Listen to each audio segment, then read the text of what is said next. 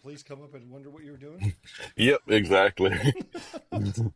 So you got to move a little bit, and just no big deal. Oh, So okay, okay. So, what squadron were you at Shaw? I remember you being down at the end of the runway. I want to say it was the 66th, but that might so be at show I was in the 77th, 77th. Okay.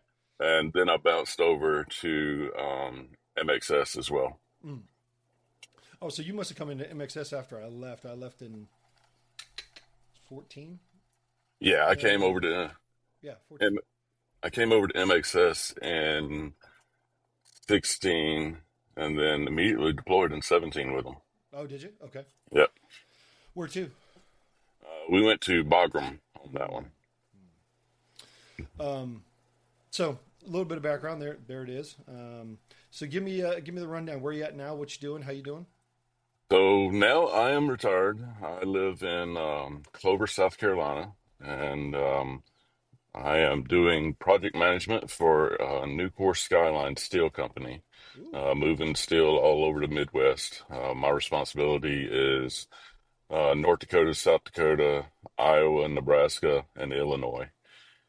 Quite a busy job. Mm-hmm. Definitely keeps me active and engaged.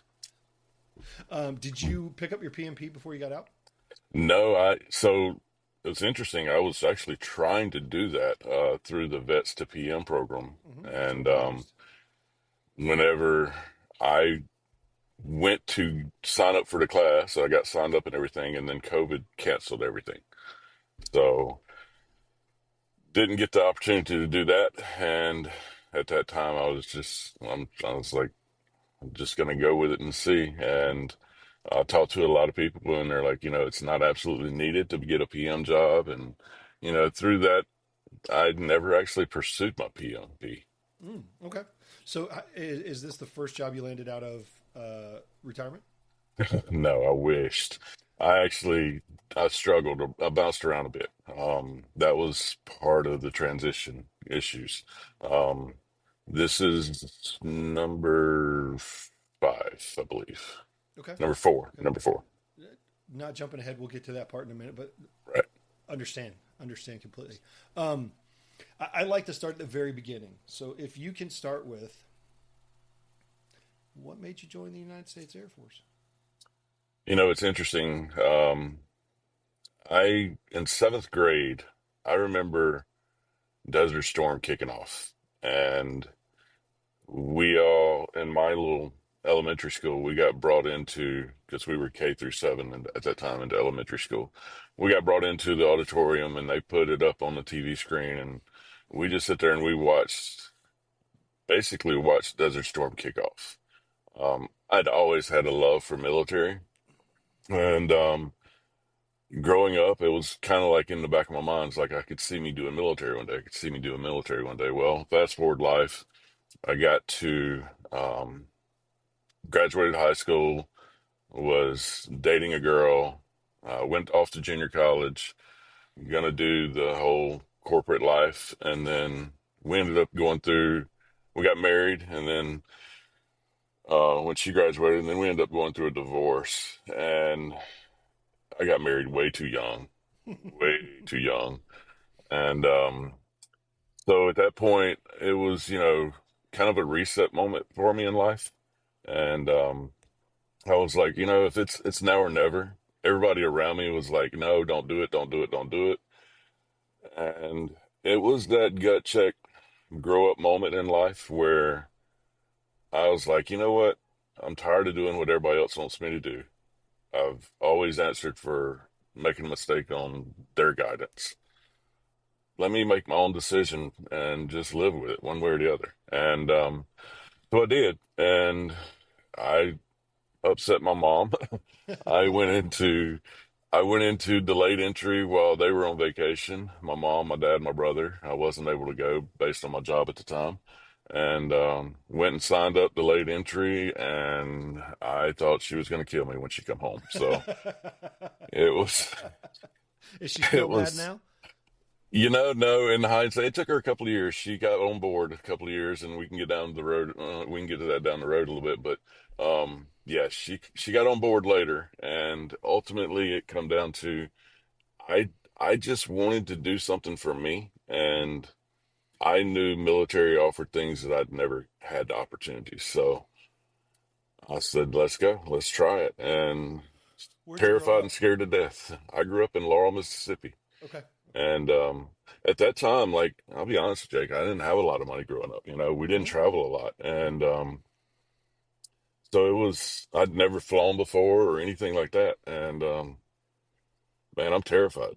And I go off and join the military, and everything was exciting up until the day of leaving. Oh yeah. And then it got real.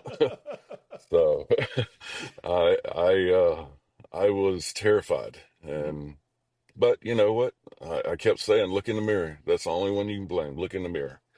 So hindsight, I greatly appreciate the gumption it took to make that decision. Yeah, it's a big one, especially if So you're a small town kid and haven't seen anything else. That's a big ass decision. right.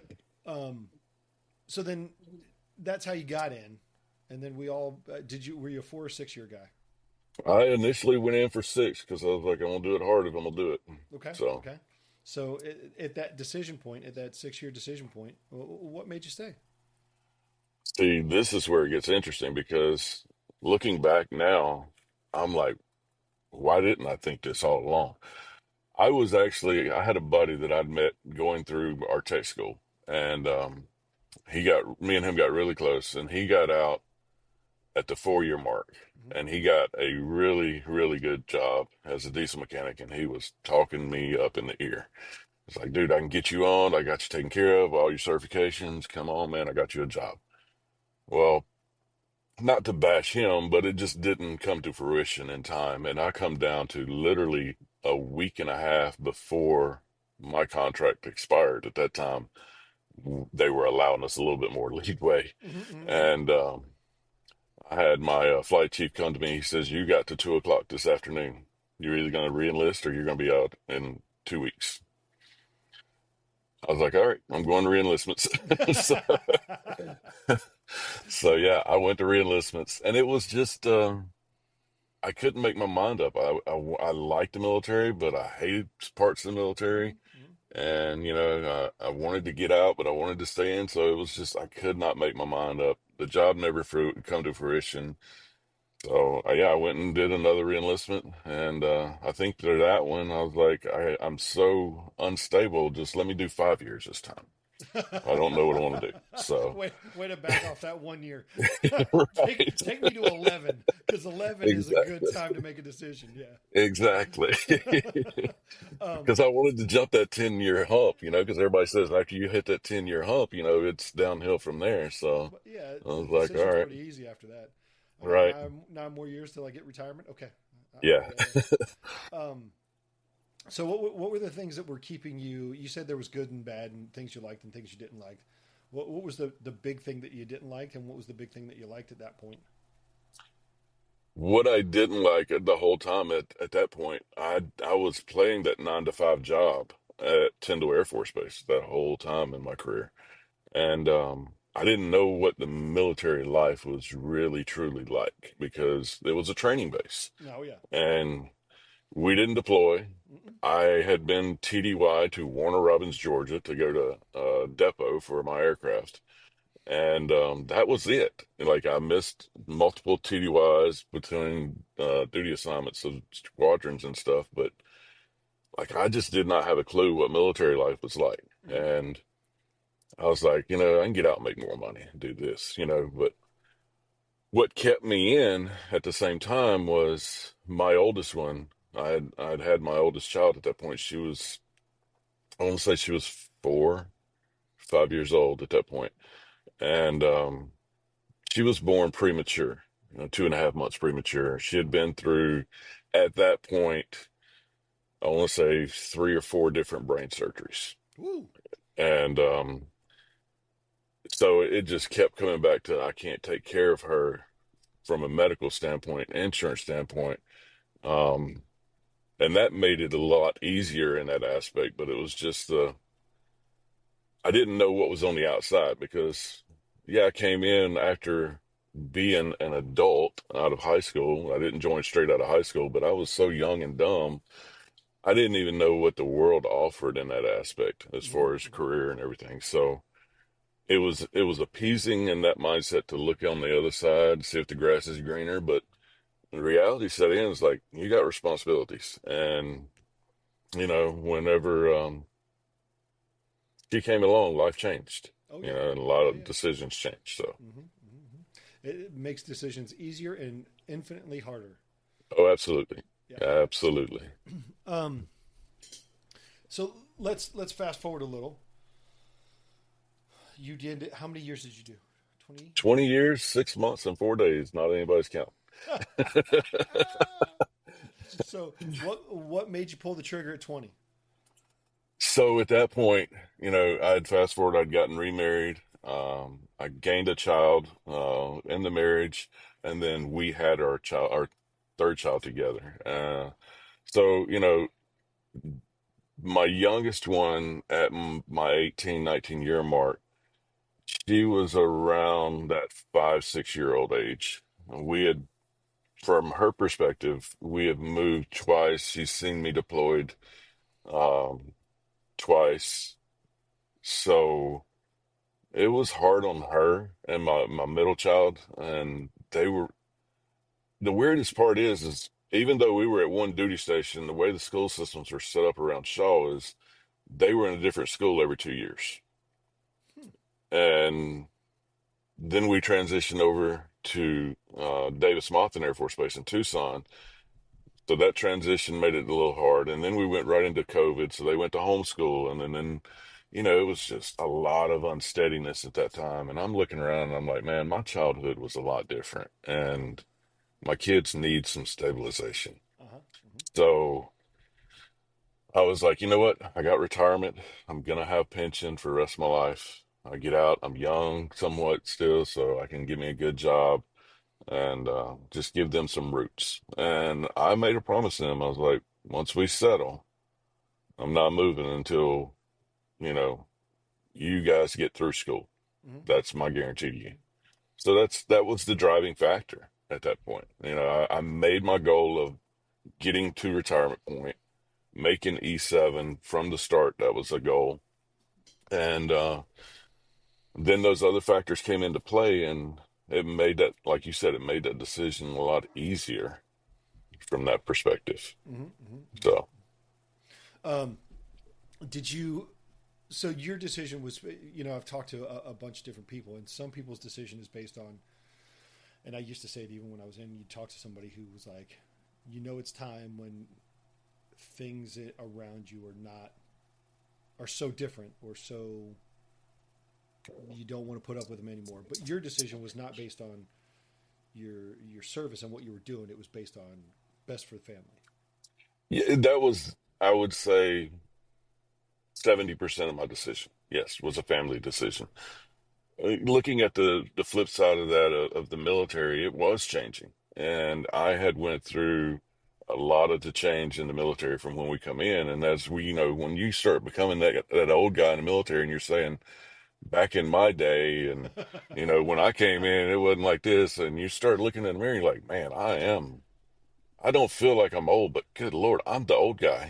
And so yeah, there was a lot of change happening, COVID coming in, and I don't want to get political, but some of the political aspects of things I took into consideration, Hmm. and I was just like, it's time. I got to get my family stabilized, Hmm. and this is extra factors that helps make that decision. So Speaking of feeling old, I distinctly remember the first time I looked at an airman's birth date, and it was after I enlisted, and I was like, "Oh no, I remember oh having those conversations as flight chiefs and section chiefs, and I'm like, you got to be kidding me. I'm no." like, you were born, and I was already in combat Hmm. boots. Hmm. Hmm.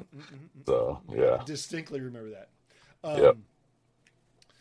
So, when you were going into the retirement phase, how far out did you make that decision? So, you retired at 20 years and 6 months. Did you make it at the 20-year mark? Did you make it at the 19-year mark? What was that decision like? What was that pivot point for you, and what was involved? So I had made the decision that our last duty station, we voluntarily moved out to Tucson. Um, and I'd made the decision that that was probably going to be my last run. I was probably 35, 40% mindset at that point that that was going to be my last leg of my career. Um, what kind of pushed me a little bit further was I had made E7, so I had to commit an extra 6 months to sew on. Hmm. So that was, I think, my 17th year mark time frame. And then everything was, going along. And then at the time, my chief, he had gotten orders over to Korea, and he looked at me before he left, and he says, "I'm bringing you to Korea. Get ready." And I'm like, "I've been there, done that, boss. I don't want to go back. I'm not trying to get back to Korea." And he kept on. He kept on. He's like, "I'm getting you in Korea. I'm gonna get you to Korea." Well, lo and You had to get behold, ready to retire. I don't know what he did, but I did. I got an assignment to Korea, and I looked at my acting chief at that point, and I was like, "Where's the retirement office?" And he said, "What are you talking about? You just put master on." I was like, "I'm not going to Korea." I was like, "I'm not. I'm to the point I'm ready to settle down." And so I called my former chief up, and I said, "What did you do?" And he says, "I told you I want you in Korea with me." And I was like, "No, I'm not. I'm retiring." And he kind of got frustrated, but at the same time, he understood. He knew the family circumstances and my family and my kids and all. So he understood it. But he did. He pulled the trigger and somehow got me assignment to Korea. And so that pushed me into retirement, So is that or when you take started? orders. Is that when you started preparing for retirement? No, because everybody kept saying don't wait till the last minute to retire or to Hmm. prepare. So I did TAPS twice. I did it in, I think it was May of 2019, and then again, I think in like October, November 2019. And I'd gotten the assignment right between the two. So So um, you retired in February of 2020 is what you said, right? Or my ceremony was in February. Official retirement was September, yes. okay. So did you? How is taps the only thing you did to prepare? Did you start leaning into stuff? Did you do? Yeah, pretty much. I mean, it was like I knew we were going to move back from Tucson to South Carolina because that's where the Weiss family is at. I knew we were going to do that. And I didn't like. I started looking around. We teased a couple of different areas. We looked at Jacksonville. We looked at South Carolina. We looked at Charleston. We looked at Charlotte area. We looked upstate and the Greenville area. Um, it just wasn't anything job wise hit. Like I put my resume and everything out there, I just wasn't getting anything. I did the whole LinkedIn prep from Taps and everything. I went in deep in that aspect for the whole LinkedIn because I was like, okay, LinkedIn is going to be my saving grace, going to get me that connection. And man, LinkedIn got me that early out. Well, I don't even remember what that program is called, but basically the 6 months early out. Oh yeah, yeah.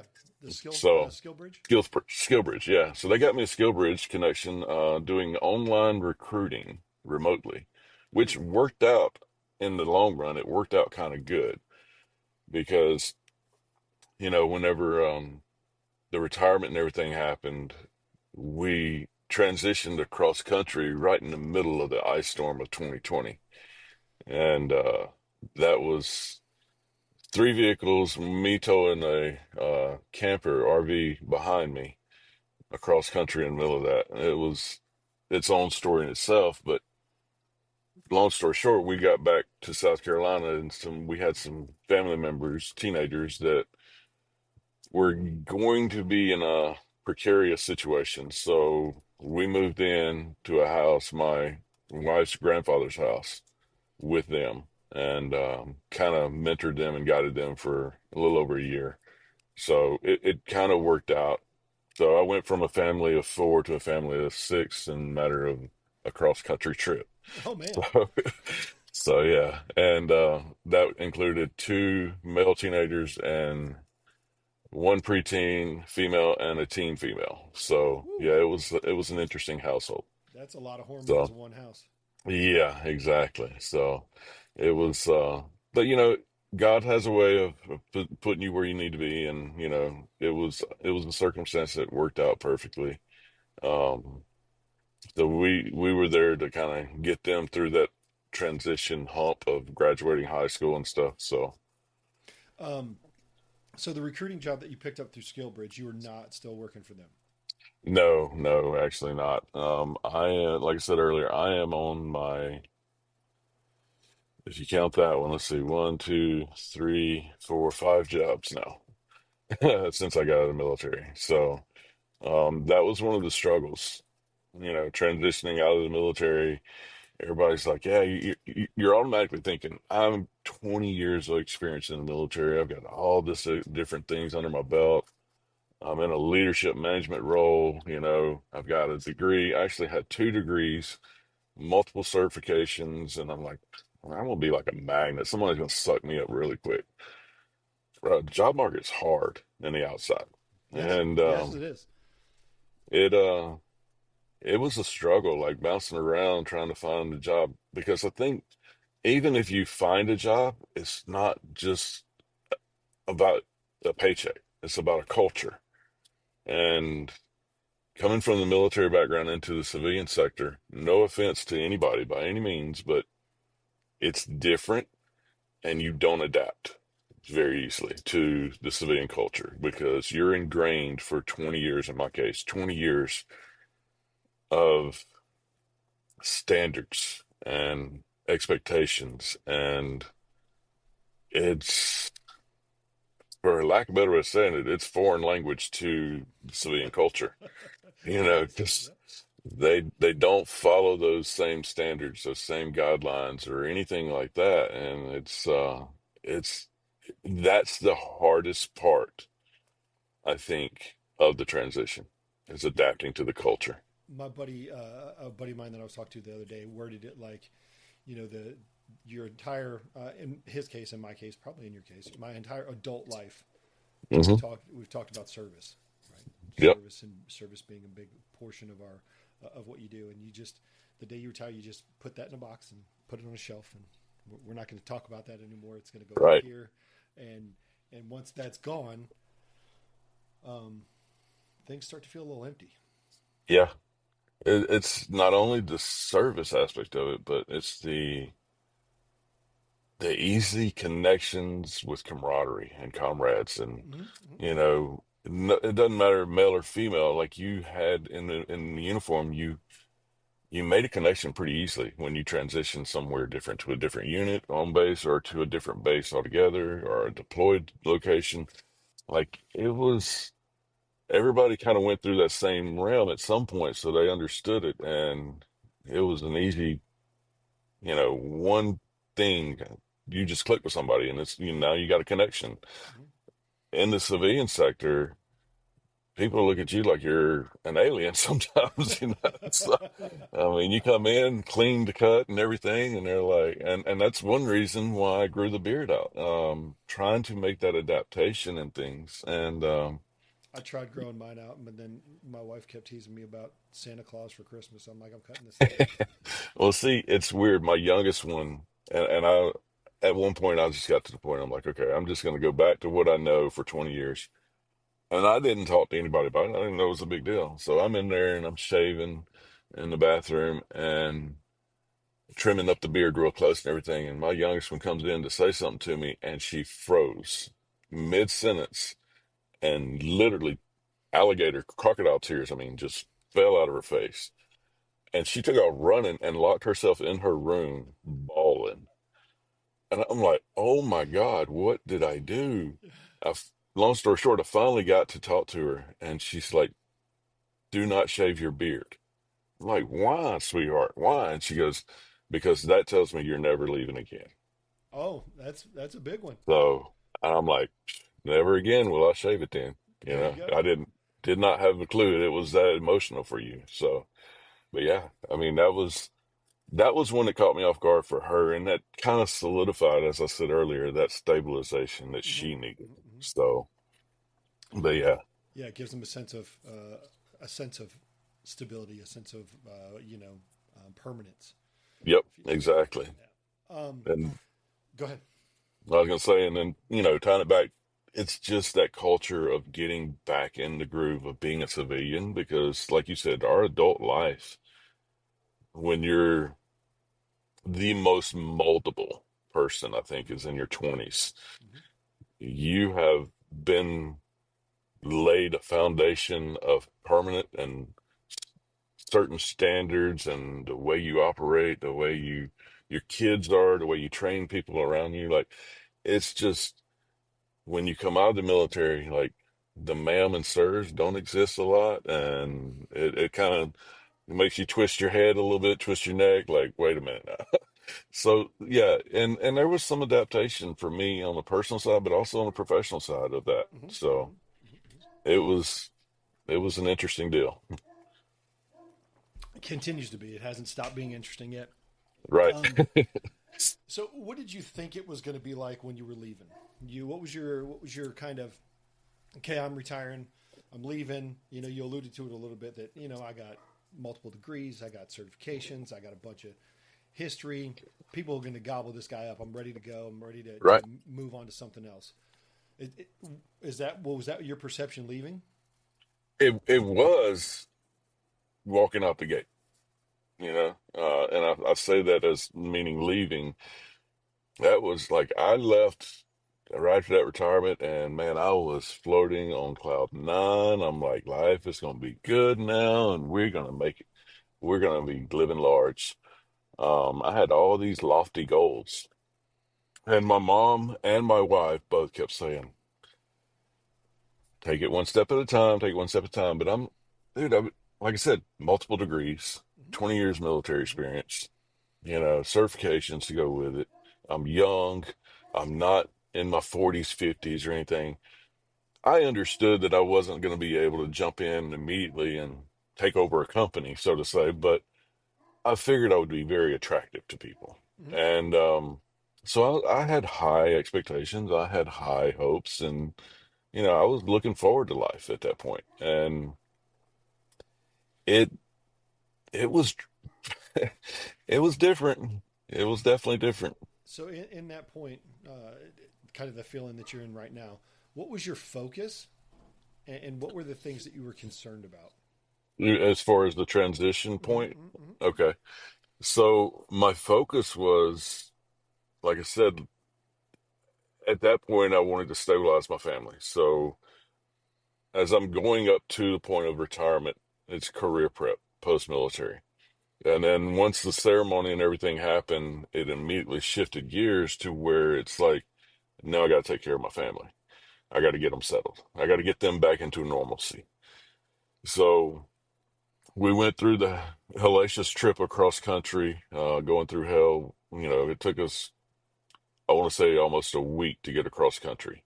Whew. Uh, yeah, it was very slow process, rolling on about 3 or 4 inches of ice constantly. But once we got over here, we decompressed a little bit. We kind of right into springtime, so we started getting out and decompressing, enjoying our family and everything. And at that point, I jumped into that online recruiting and, you know, trying to just, I was all over the place at the time. I wasn't able to really sell out into the online recruiting, but at the same time, because I was trying to decompress from, the military, the trip across country, stabilize the family, get back into some normalcy in a whole new environment. I didn't have any connections over here other than family. And so my focus was just survival and make sure that my family felt as little impact as anything, no matter how much I felt. Mm-hmm. Mm-hmm. So that was my focus. Um, but And it what, was, if you go look ahead. back on that now? So it's 5 years ago. If you Right. look back on that now, what did you learn through that experience? That I'm capable of more than I realized, number one. Mm-hmm. And number two, it was looking back on it now, what did I realize? it's a little bit of a hard one because it's like I realized I wasn't prepared Hmm. for that transition. Number one, um, I thought I had set myself up, and like I said, life was going to be good. But reality hit whenever the job market didn't come into play, and I wasn't expecting all of the other things outside the job because going up to retirement, that, like I said, that was my focus, was the Hmm. career. Hmm. It wasn't the because people would mention, hey, you're going to be away from the base and you're not going to have your boys and everything around you. But I'm thinking to myself, I'm going to be around all my family, so it's not going to be an issue.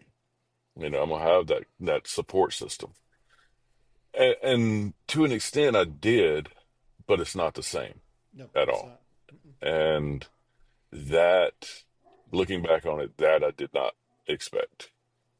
The lack of community, the lack of support, or let me not say lack of support because your family was there, but the It was a difference lack of in community. lack of community.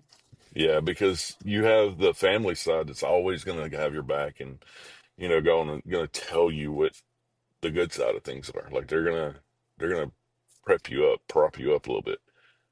But you need that reality check. Hmm. You need that buddy in that ear that's gonna say, dude, what are you doing? You Hmm. know, Hmm. pull your head out of your ass, Yeah, something. So, absolutely. Yeah, yeah. um, and I didn't have that. I had my friends, but we were disconnected a little bit, and I still talked to them a little bit and everything, and but it just wasn't that guy that was right there, that really tight buddy that was keeping me in check, for lack of a better way of saying it. Right, right. Um,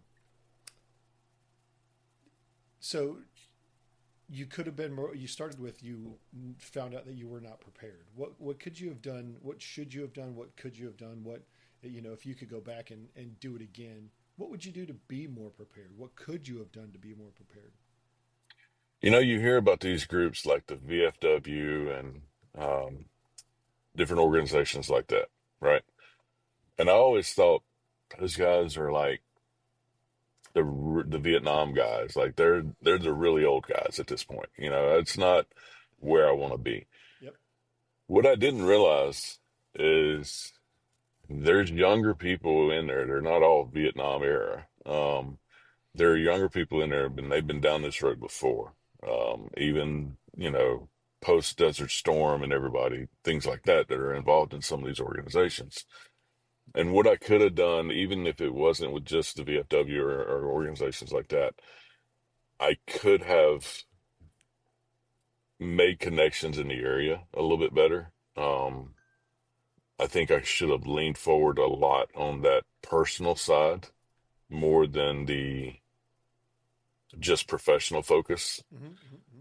because I didn't do anything on that aspect. And that was probably the biggest hurdle that I had to overcome in the big picture was having that personal community around you Hmm. that you can lean on and talk to. So have you done that now? Are you with the VFW or American Legion or somebody now? Do you To be bluntly honest, no. okay. um, It's on my you list know, as well. It's on my list it of things is. to do as well. Yeah, there's It, one 2 miles down the street, and I just haven't gotten right. down there. It's on the list. And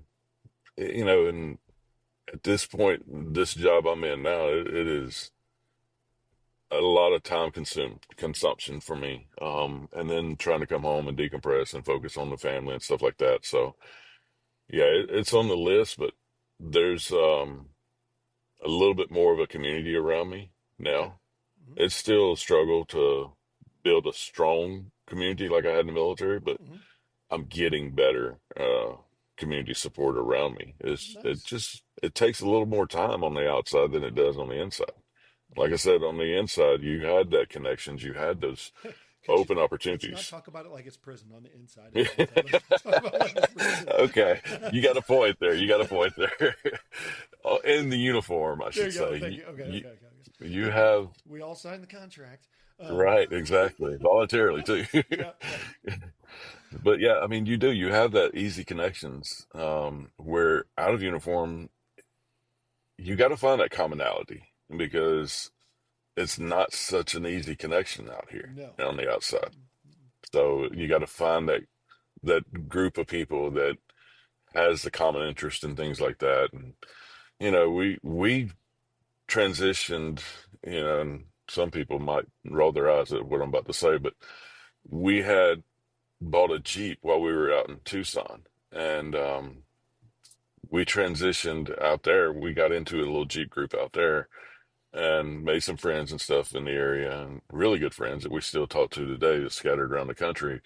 But we also have, when we got here, we kind of found a Jeep group, and that was part of our settling Mm-hmm. that helped us. We that community pulled us together and pulled us in, very similar to the military. And come to find out, there was quite a few military, previous military personnel in that group, as well as first responders. So there was a lot more easy connections from that aspect, rather than just trying to meet people randomly, Right. at church or Right. wherever. So It, that helped. well, that's fantastic that you found something, that you found a community that, if nothing else, gives you some sense of stability and some folks to talk to. Um, so when you were transitioning, you were worried about stability, and you were worried not so much about job. It sounded like you were, I want to get my family stable, I want to get them settled in. Right. Did those priorities change as you were going through the process? Did Going th going through the whole transition process? So let's call it. I retired right after you in September, so 5 years ago, and I still think that I'm going through the retirement process now. I don't feel Yep. like I'm. So I still feel like I'm going through it. So, did your priorities change from stabilizing the family to something else, to something else, to something else? Um, did those priorities mix up any during that time? Stabilizing the family has always been a priority because I I that is my pride, Mm-hmm. is to make sure they are taken care of and they're happy. So as you said, I still don't feel like I'm back in the real world. Um, so that that that process is definitely ever evolving. The family is somewhat stabilized now, and it's I've was on the job shift a little bit, like I said. So finding the good job, that was part of the process that changed. Um, and I think ultimately just planting my roots. Mm-hmm. Like we planted our family roots, but I don't know that I feel like I have planted my roots because, like I said, I grew up in South Mississippi, left there, went to military, bounced around. I'll be honest, Jake, I never owned a home until I retired, Mm-hmm. you know? So we bought a home, and that was huge for me. And so yeah, still trying to plant those roots. Like if I go back home now, I don't even feel like I have roots back home. It's so to say, Mm-hmm. planted. Life kept going, and when I left, as it is, and the way it works. But when I go back, I go back with that 20-year-old mindset of, where I was at and what was going on when I was 20 there. And it ain't the same things. Like I go back home all the time, and I see myself of like, I don't remember this. This has changed. This is different. So that, and I say that because that's the concept everywhere I've been for the last 25 years is this is different. This is different. Did I lose you?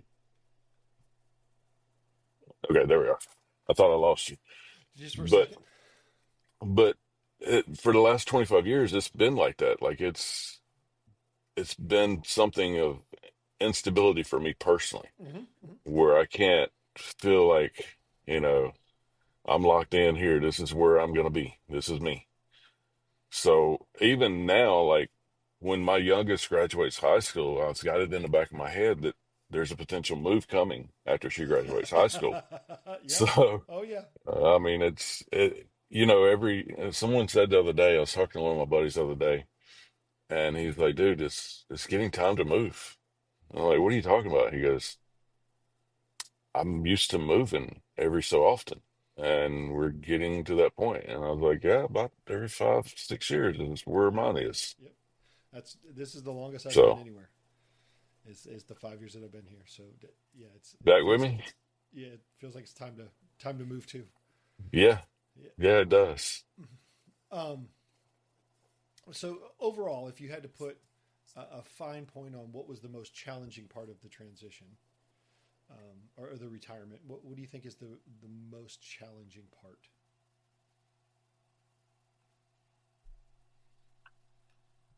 Career prep, um, stabilization of the family, like we've talked about, all of that,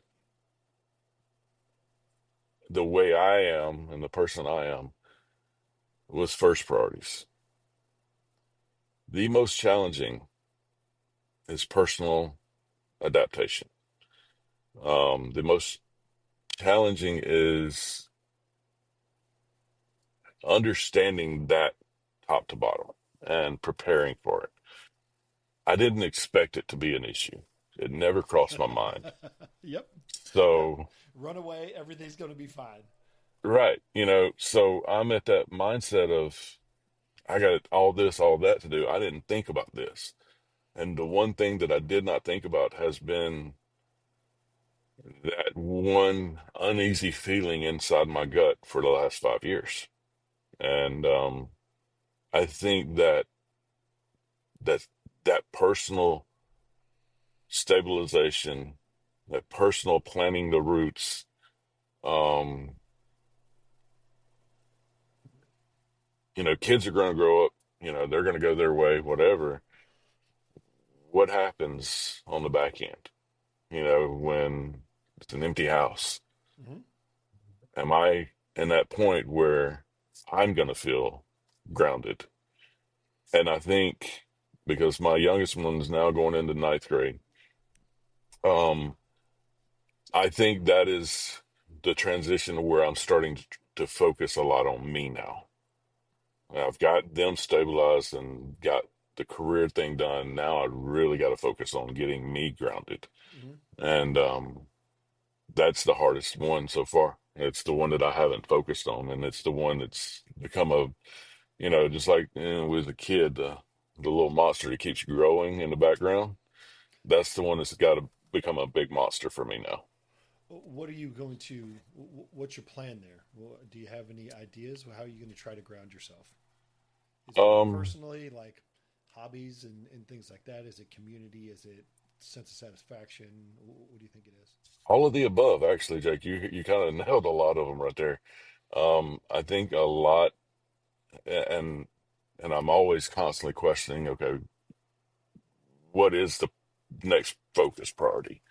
And I think the first one is that community, getting that brotherhood, those connections of friends that I can lean on in any circumstance, Mm-hmm. nearby. So I have some military brothers and friends that are out there that I can call, and by all means they're there, but they may be across country or a couple of states away or whatever. Locally, I need to find that community that I can lean hard on, Mm-hmm. and then I think that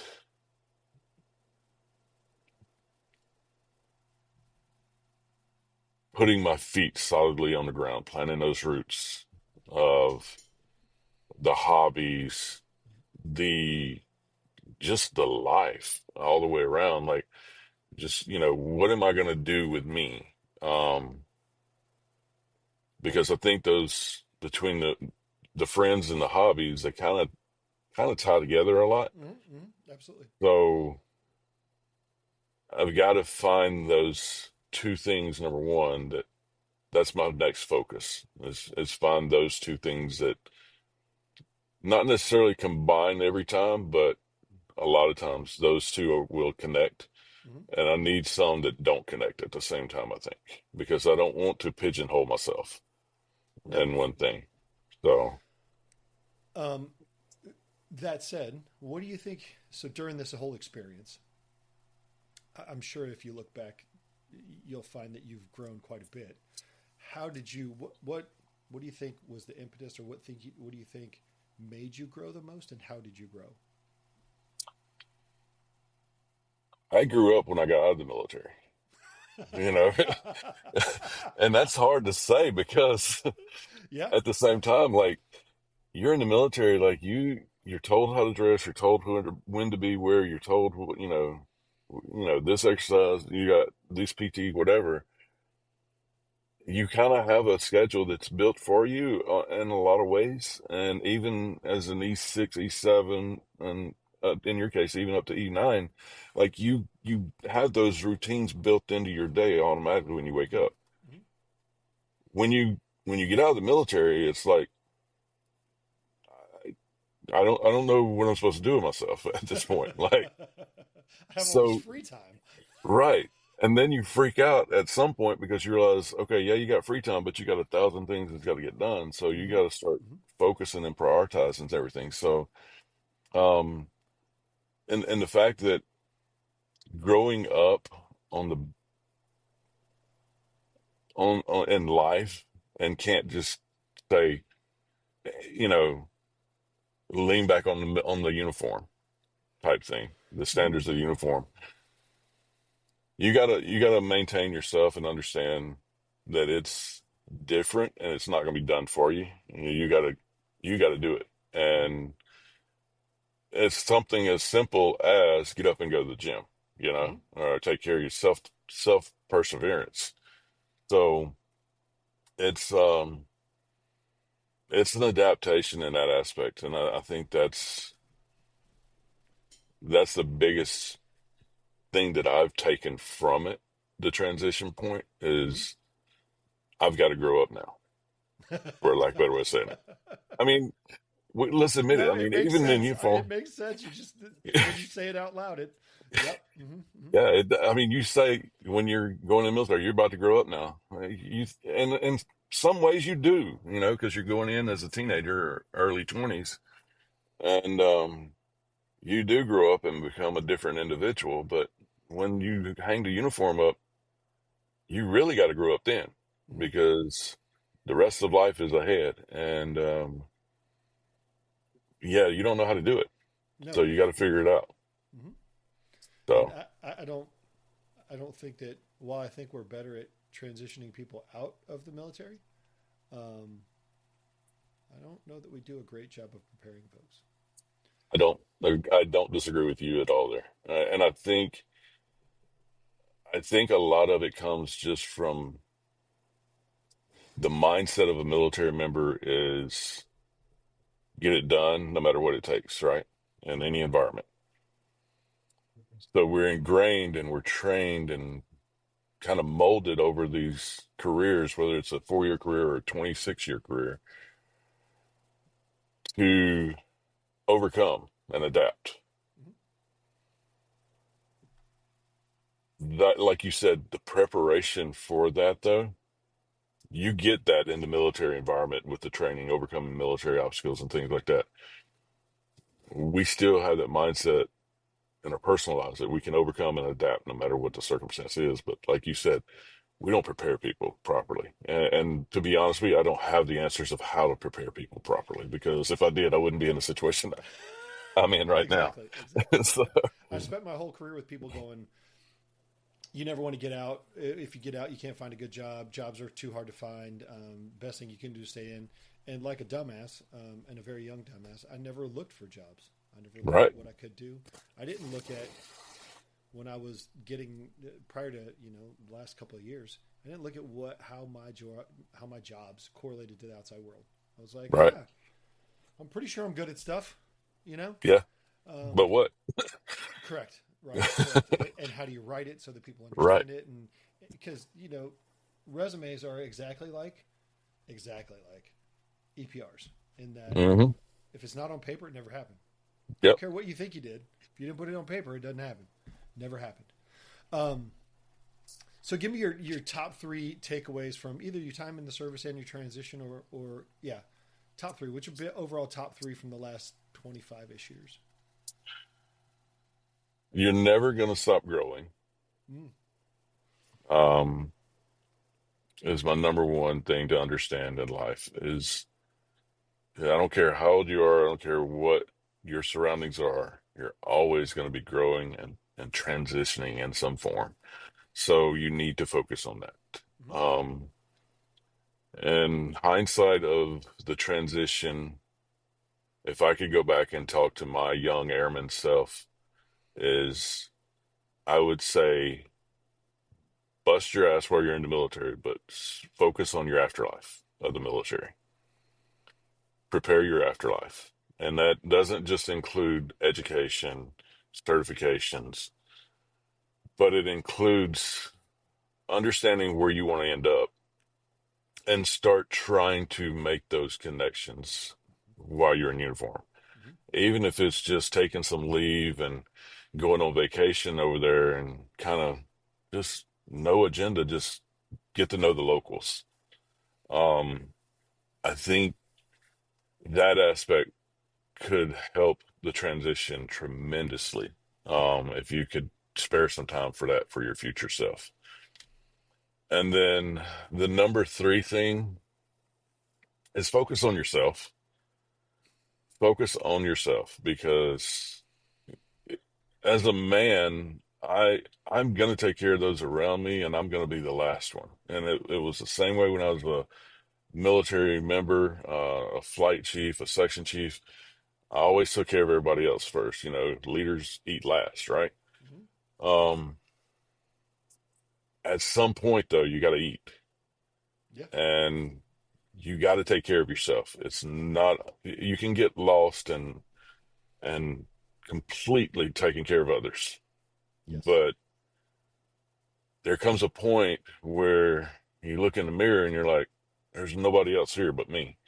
And no, I don't know what to do. So Hmm. Hmm. you have to that would be my number three is take care of yourself in the process. Don't forget about you. Well, awesome. Thank you So, very much for the time. I really oh, appreciate it, absolutely. and it's been a very good discussion. Um, Thank you for sharing, and I'll talk to you again soon. All right. Thanks, Jake. I appreciate it, man. Godspeed.